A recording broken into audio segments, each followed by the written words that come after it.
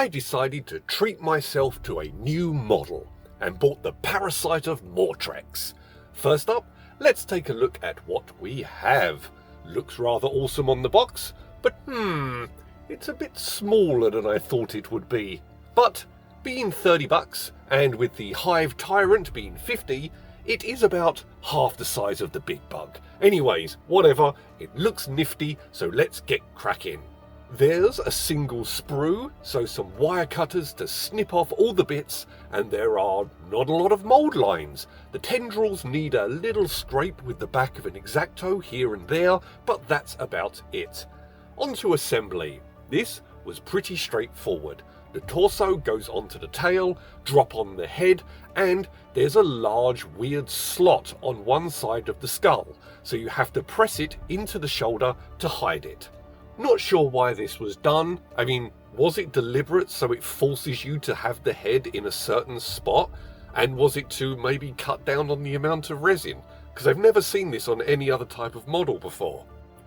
One wing has a clawed limb built in.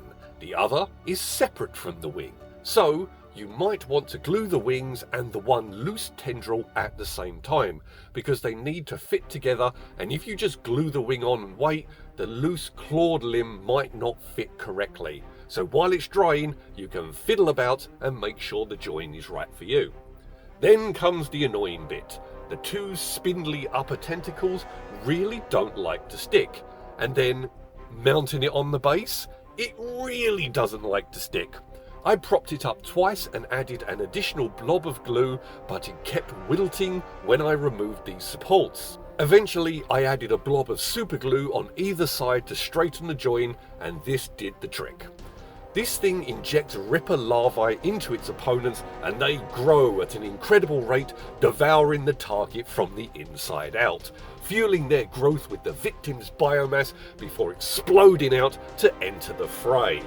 It is also a synapse creature, which means those rippers are going to stay in place. So, I decided to cut a couple of rippers from one of my unpainted bases and decided to add them to the Parasite as themed decoration. To help with the painting of the rippers, a strip of sellotape placed sticky side up and held in place with 2 strips of masking tape. This gives me a place to put the models so that they are upright and can dry in peace. A blast of primer from all directions, and once this was dry, on to the painting. My usual Hive Fleet colours, Macragge blue all over the skin, and then on the chitin, of which there isn't very much, some Xerus purple, and the same colours applied to the rippers, which I then pressed onto the sticky tape. With this all in place, a layer of Nuln oil all over, and I left the model on its back so that the oil settled against the overlapping sections of chitin to give them the most shade. The rippers also got the Nuln oil, and then I dropped back onto the sticky tape so they could dry.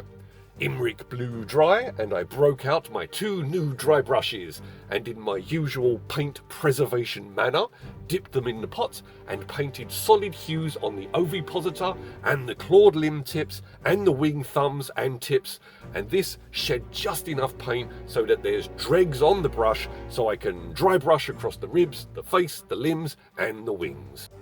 Big brush first to get some good coverage, and then the smaller one to get in there and touch up the ribs and clawed limbs and the perimeter of the wings. The same dry brush on the rippers to accentuate the teeth and their little itty bitty limbs, and then the Ethereum blue dry, applied in the same manner, just a little more frugally towards the ends, applying the dry brush so that it fades gently onto the Imric blue. Then a light dry brush to accentuate the wings and the limbs and the body.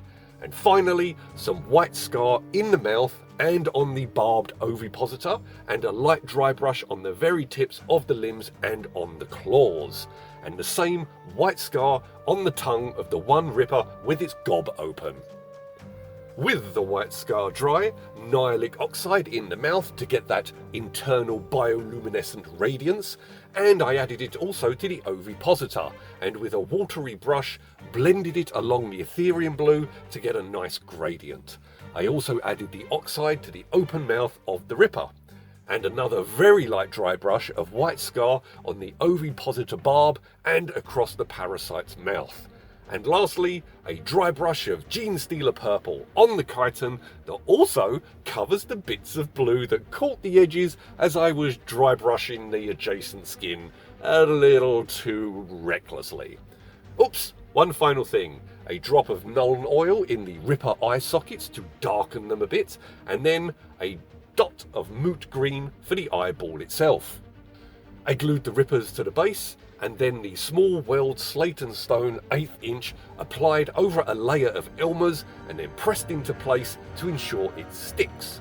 Once dry, I inverted the model and gave it some taps to shed the loose stuff, and then a squirt of varnish from every angle from about a foot away with the Army Painter Anti-Shine, and then some little additional squirts directly on the slate stone to help secure it in place.